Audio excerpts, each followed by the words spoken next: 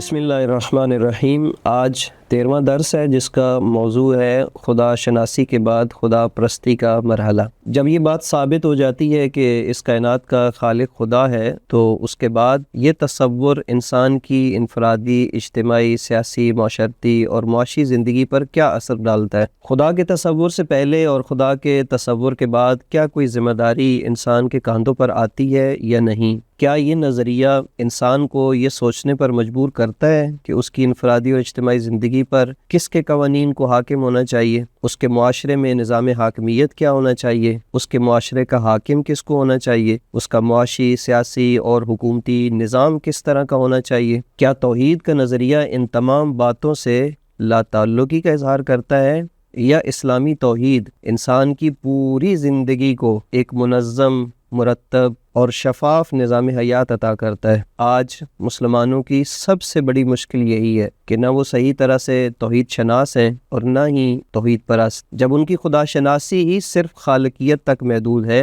تو پھر خدا کی ربوبیت کے دائرے میں وہ اپنی زندگی کو غیر خدا اور غیر الہی طاقتوں کے سپرد کر دیتے ہیں۔ پھر ایسے مسلمان کو کوئی فرق نہیں پڑتا کہ اس کے معاشرے کی قیادت، اس کے معاشرے کا نظم و نسق کس قوت، قدرت اور قانون کے ہاتھ میں ہے۔ اس لیے آج کا مسلمان صرف عبادت کے میدان میں اللہ کو اپنا معبود سمجھ کر اس بات سے خوش ہو جاتا ہے کہ میں نماز، روزہ اور حج زکوٰۃ کو انجام دے رہا ہوں، لہٰذا میں بہترین مسلمان بھی ہوں، لیکن اس کی اجتماعی زندگی بڑی طاقتوں کی بندگی سے ابھی آزاد نہیں ہوئی۔ جس توحید کا درس اور سبق قرآن مجید اور رسول اکرم صلی اللہ علیہ وآلہ وسلم نے 1400 سال پہلے دیا، وہاں توحید ایک ذمہ دار نظریہ اور عقیدہ تھا جس کے تحت حقیقی توحید پرست اپنی زندگی میں توحید کے علاوہ کسی قانون، حاکم اور نظام کو تسلیم نہیں کرتا تھا، اور نہ ہی وہ اس بات کو تسلیم کرتا تھا کہ اللہ کی زمین پر اللہ کے بندوں پر